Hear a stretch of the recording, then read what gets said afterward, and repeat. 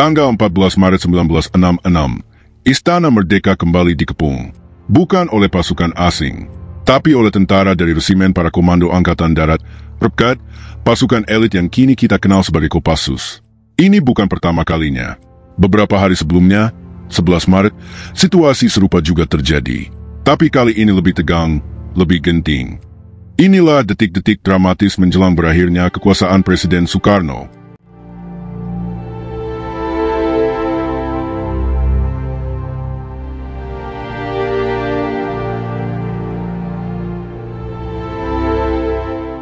Pada tanggal 14 Maret 1966, suasana di jantung kekuasaan Republik Indonesia kembali memanas. Istana Merdeka, simbol kedaulatan negara dan tempat Presiden Soekarno memimpin pemerintahan, sekali lagi dikepung oleh kekuatan bersenjata.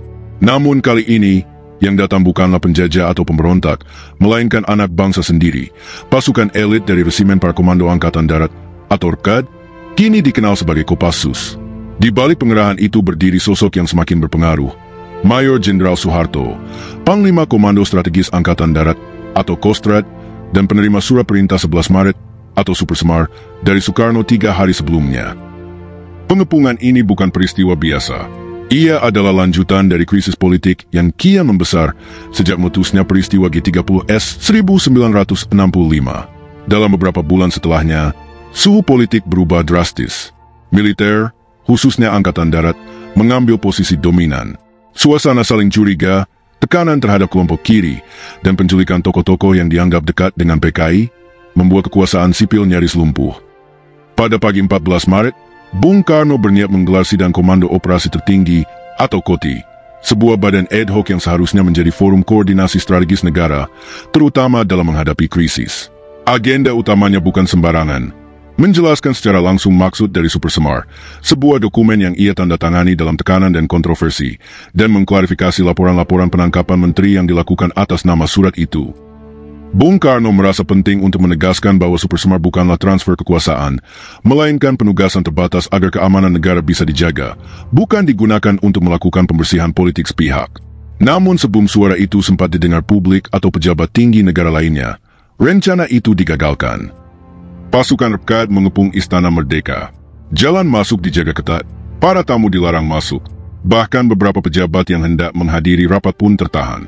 Seolah ada pesan diam-diam yang ingin ditegaskan. Kekuatan sejati tidak lagi berada di tangan sang presiden, melainkan pada kekuatan bersenjata yang mengklaim dirinya sebagai penyelamat bangsa. Kepungan ini mengingatkan kembali pada apa yang terjadi 3 hari sebelumnya, 11 Maret 1966, ketika rapat kabinet di Istana Bogor pun terhenti akibat kabar bahwa Istana Jakarta dikepung. Saat itu, Soekarno dibujuk untuk menandatangani Super Semar demi mencegah chaos yang katanya sedang berlangsung. Kini, hanya berselang 3 hari, skenario serupa kembali terjadi.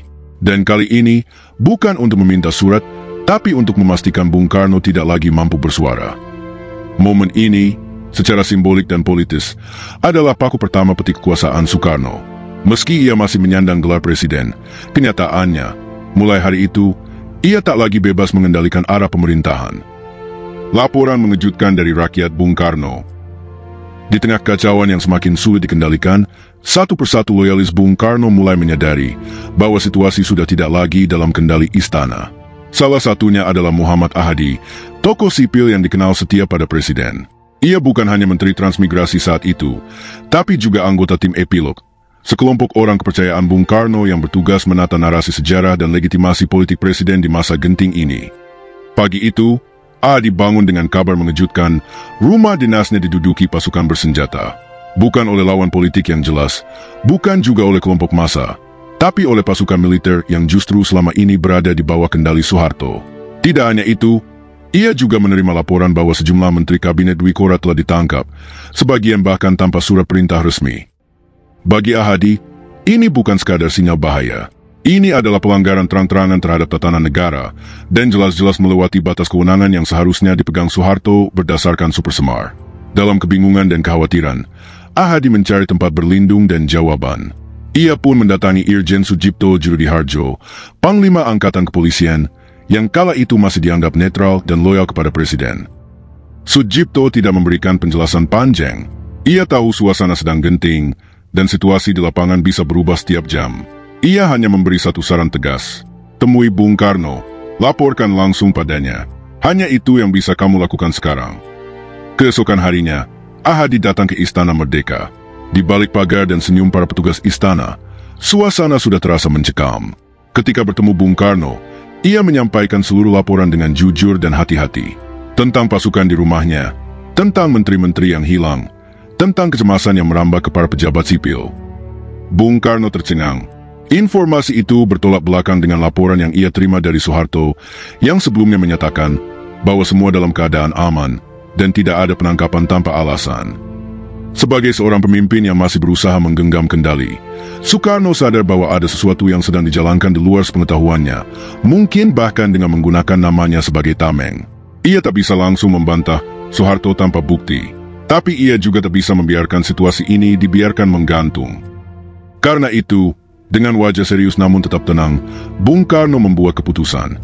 Besok, kamu hadir dalam sidang Koti. Sampaikan laporanmu di sana, di hadapan semua unsur kekuasaan, termasuk Soeharto. Ini adalah manuver penting. Dengan membawa informasi itu ke forum resmi negara, Soekarno bermaksud membuka tabir kebenaran secara terbuka, di tengah wajah-wajah militer dan sipil. Ia ingin mengembalikan kontrol, menegaskan bahwa kendali negara masih di tangannya. Namun yang tidak ia perhitungkan, kekuatan militer telah lebih dulu bergerak. Dan keesokan hari, sidang yang direncanakan itu tak pernah terjadi. Koti batal, istana dikepung lagi. Senin pagi, 14 Maret 1966, Istana Merdeka seharusnya menjadi tempat berlangsungnya rapat penting, sidang Komando Operasi Tertinggi atau Koti. Bung Karno sudah merencanakan forum ini sebagai panggung klarifikasi langsung di hadapan para petinggi negara. Ia ingin menunjukkan bahwa kendali masih di tangannya, bukan pada siapapun yang mengaku membawa Super Semar sebagai surat kuasa tak terbatas. Namun, semuanya buyar. Pagi itu, alih-alih didatangi menteri dan jenderal untuk sidang, istana kembali dikepung oleh pasukan bersenjata. Mereka adalah bagian dari resimen para komando angkatan darat, pasukan elit yang dikenal disiplin dan berani mati, dan kini secara terang-terangan mengambil posisi ofensif di halaman simbol kekuasaan tertinggi Republik. Tidak ada tembakan, tidak ada perintah darurat, tapi kehadiran mereka dengan senjata siaga dan dengan wajah-wajah dingin tanpa kata, sudah lebih dari cukup untuk membuat siapapun di dalam istana memahami, ini bukan penjagaan, ini adalah peringatan. Bung Karno, yang sudah mengalami kejutan demi kejutan sejak Oktober tahun lalu, menyadari bahwa momen ini krusial. Jika ia tetap tinggal, bisa saja ia dijadikan tahanan rumah secara diam-diam. Jika ia memaksa sidang digelar, bisa jadi tidak ada yang hadir, atau lebih buruk lagi, bisa terjadi penangkapan di tempat. Maka, ia hanya melihat satu pilihan yang masuk akal, menyelamatkan diri terlebih dahulu untuk menyelamatkan kewibawaan konstitusi. Ia pun memanggil Maijen Hartono, Komandan KKO, salah satu tokoh militer yang masih ia percayai penuh. Siapkan kendaraan, kita ke Bogor, begitu kira-kira perintah Bung Karno. Lalu muncullah Soeharto. Dengan wajah datar dan suara pelan, ia mencoba membujuk Bung Karno agar tetap di tempat. Keadaan di luar tidak aman, katanya, seperti kemudian dikisahkan oleh Muhammad Ahadi. Tapi bagi Bung Karno, kalimat itu justru konfirmasi dari kecurigaannya. Jika benar di luar tidak aman, mengapa pasukan yang mengelilingi istana bukan dari KKO, Polri, atau pasukan resmi istana, melainkan Repkad yang jelas-jelas pro Soeharto? Ia tahu, tinggal berarti menyerahkan dirinya. Pergi berarti masih punya ruang gerak. Maka, tanpa banyak kata, ia berjalan meninggalkan istana, menuju mobil yang telah disiapkan Hartono. Namun, drama belum selesai. Saat mobil Bung Karno perlahan keluar dari halaman istana, sekelompok tentara Repkad mendekat. Senjata terangkat, posisi siap, mereka hendak menghentikan laju kendaraan Presiden Republik Indonesia. Tapi begitu mereka tahu bahwa Maijen Hartono ikut berada di dalam kendaraan dan bahwa satu kompi pasukan KKO berada dalam siaga penuh di kawasan Monas, mereka mengurungkan niat. Mereka mundur, diam-diam, tapi dengan penuh makna. Kalau Bung Karno disikat, Hartono pasti melakukan tindakan. Dia tidak akan diam. Dan kita tahu, Hartono bukan tipe yang bisa ditekan, kata Ahadi kemudian. Drama ini menunjukkan satu hal, kekuasaan Bung Karno secara de jure masih ada, tapi secara de facto, ia sudah dikepung oleh kekuatan militer yang mulai berjalan di luar kendalinya. Koti gagal, istana terkepung, presiden harus pergi, bukan sebagai simbol pelarian, tapi sebagai upaya terakhir menjaga martabat dan ruang politiknya. Dari Istana Bogor, Bung Karno masih mencoba menyusun langkah berikutnya. Tapi semua orang tahu, sejak pagi itu, arah sejarah telah berpindah tangan. Ketegangan di halaman istana. Saat Bung Karno melangkah keluar dari Istana Merdeka pagi itu, udara terasa lebih berat dari biasanya. Matahari Jakarta belum tinggi, tapi bayang-bayang krisis sudah menggantung di langit. Di halaman depan, detik-detik krusial sedang menanti. Mobil dinas presiden dengan plat RI1 bergerak perlahan keluar dari gerbang istana. Di kanan kirinya, pasukan dekat berdiri berjajar, senjata terangkat, mata tajam, wajah tanpa ekspresi. Mereka bukan penjaga, mereka bukan pengiring. Mereka adalah pasukan siaga penuh, menunggu perintah yang entah datang dari siapa. Sekelompok tentara pro Soeharto yang berada paling dekat dengan jalur kendaraan mulai mendekat. Lara senjata diarahkan. Situasi menjadi tegang dalam hitungan detik.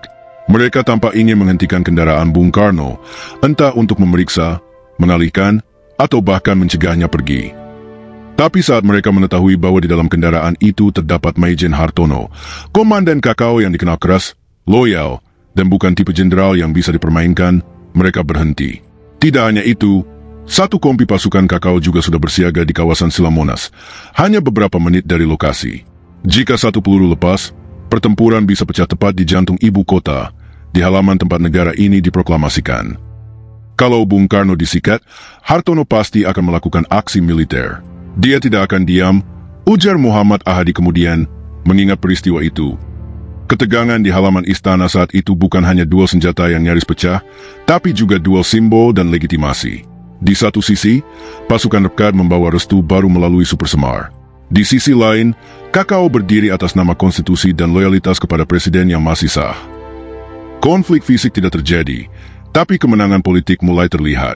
Bung Karno bisa keluar dari istana, tapi bukan karena dia mengendalikan situasi, melainkan karena pihak lain masih ragu untuk menumpahkan darah di depan kamera sejarah. Melihat kondisi yang semakin tidak aman dan tidak jelas, Muhammad Ahadi mengambil keputusan cepat. Ia tidak mungkin tetap tinggal di istana yang kini nyaris berubah fungsi menjadi penjara tak resmi. Dengan pengawalan Resimen Pelopor, ia ikut rombongan menuju Bogor. Tapi begitu tahu bahwa Istana Bogor pun sudah dalam pengepungan, ia memilih untuk tidak berhenti di sana. Ia melanjutkan perjalanan ke markas Menpor di kawasan Puncak, daerah yang relatif aman, jauh dari pusat tekanan politik. Di sana, ia berharap instruksi dari Maijen Hartono atau tanda bahwa Bung Karno masih memiliki ruang untuk bergerak.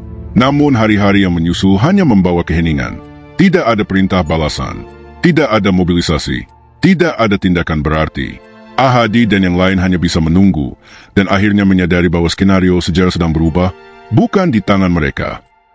Apa yang terjadi di halaman istana hari itu bukan sekadar nyaris bentrokan. Itu adalah momen simbolik, peralihan kekuasaan yang belum diumumkan, tapi sudah mulai dijalankan.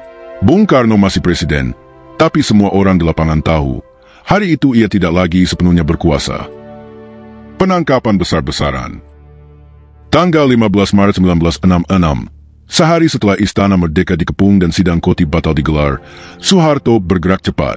Lewat pengumuman resmi, ia menyatakan penangkapan terhadap sejumlah menteri yang disebut-sebut terlibat dalam peristiwa gerakan 30 September 1965, sebuah kudeta berdarah yang menewaskan 6 jenderal dan 1 perwira TNI Angkatan Darat. Penangkapan ini bukan lagi sekadar tindakan keamanan. Ini adalah titik balik kekuasaan. Daftar nama yang ditangkap bukan nama kecil. Mereka adalah para pembantu presiden, tokoh sipil, tokoh militer, dan pejabat negara yang selama ini dikenal dekat dengan Bung Karno. Dalam semalam, lingkaran dalam kekuasaan Soekarno mulai dihancurkan dari dalam. Di balik pengumuman itu, terselip satu hal yang menggelisahkan. Legitimasi tindakan ini didasarkan pada Super Semar. Surat yang ditandatangani Bung Karno 3 hari sebelumnya, yang semula hanya berisi mandat terbatas untuk memulihkan keamanan dan ketertiban, telah ditafsirkan ulang oleh Soeharto sebagai surat kuasa penuh. Super Semar, yang semula dimaksudkan sebagai alat teknis sementara, kini digunakan sebagai pijakan politik yang permanen. Disinilah tragedi politik itu menemukan puncaknya. Soekarno memberikan secari kertas dalam tekanan.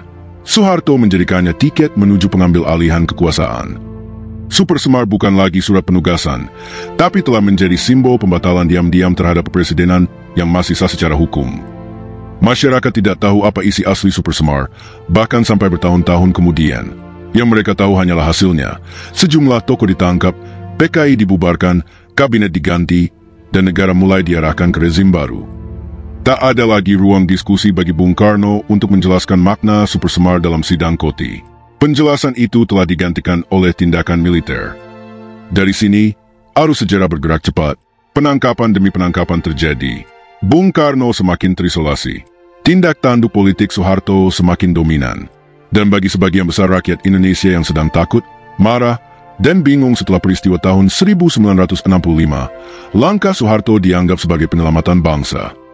Padahal, apa yang sedang berlangsung adalah pergeseran kekuasaan terbesar sejak tahun 1945, bukan lewat pemilu, bukan lewat pengadilan, tapi melalui interpretasi atas satu lembar surat yang tidak pernah dipublikasikan secara resmi pada saat itu.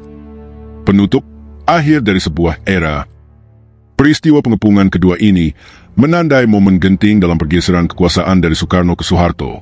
Meski belum secara resmi dilengsarkan, otoritas Soekarno kian hari makin tergerus. Surat perintah yang ia tanda tangani dalam tekanan, yang hingga kini masih jadi perdebatan, justru menjadi awal dari berakhirnya era pemimpin besar revolusi. Dan ironisnya, istana yang dibangun sebagai lambang kemerdekaan dan kedaulatan rakyat berubah menjadi ruang penuh intrik dan ancaman, bahkan dari anak bangsa sendiri. Kalau kamu suka konten sejarah seperti ini, jangan lupa subscribe, like, dan share ke teman-temanmu. Sampai jumpa di video berikutnya.